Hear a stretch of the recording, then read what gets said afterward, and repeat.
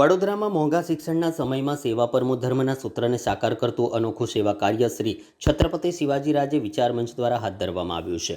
Corona કાળ દરમિયાનથી શ્રી ગૌરવ રમાકાંત પૌડેના વિચારથી શરૂ થયેલા પસ્તીદાનથી વિદ્યાદાન અભિયાન અંતર્ગત આ વર્ષે સતત છઠ્ઠા વર્ષે આશરે 500 જેટલા જરૂરિયાતમંદ વિદ્યાર્થીઓને વિનામૂલ્યે નોટબુકોનું વિતરણ કરવામાં આવ્યું હતું.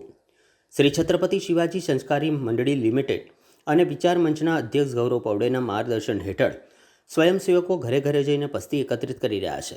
આ પસ્તીના વેચાણથી મંડળમાં મળતા ભંડોળમાં સંસ્થાના અધ્યક્ષ પોતાનો આર્થિક ફાળો ઉમેરીને વિદ્યાર્થીઓ માટે નોટબુકોની ખરીદી કરવામાં આવે છે. નકામી પસ્તીનો સદુપયોગ કરીને ગરીબ અને જરૂરિયાતમંદ બાળકોના શિક્ષણમાં સહાયરૂપ બનતું આ અભિયાન સ્થાનિક નાગરિકો અને સમાજના આગેવાનો તરફથી પ્રશંસા મેળવી રહ્યું છે.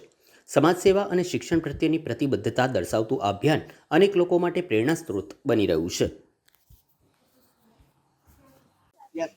श्री छत्रपति शिवाजी सहकारी मंडल लिमिटेड ने श्री छत्रपति शिवाजी राजे विचार मंचना संयुक्त उपक्रमे जे गृहिणीओ पासे अपने अपील करेली वडोदरा शहेरनी के पस्तीदान थी विद्यादान तेमां आपे जे साथ सहकार आपेलो ने अमे लोको सुधी पस्ती लेवा गया ने आपे जे लोको सुधी ए वाचा अमारा प्रश्नने लोको सुधी पहोंचाड्युं के जो आ सारुं काम घरनी पस्तीथी कोई विद्यार्थी बाळकनुं भविष्य बनी शके छे तो ए अभिगम लीधेलो तो आज 400 जेटला बाळकोने आपणे पस्तीदान थी विद्यादानना ચોપડાનું વિતરણ ચાલુ કરેલ છે અને આશા છે કે આવતા વર્ષે આનાથી બી સંખ્યા વધતી રહે અને વડોદરાની સંસ્કારી નગરીની ગૃહિણીઓ ચોક્કસ પસ્તી ભેગી કરે અને વધુમાં વધુ આપે.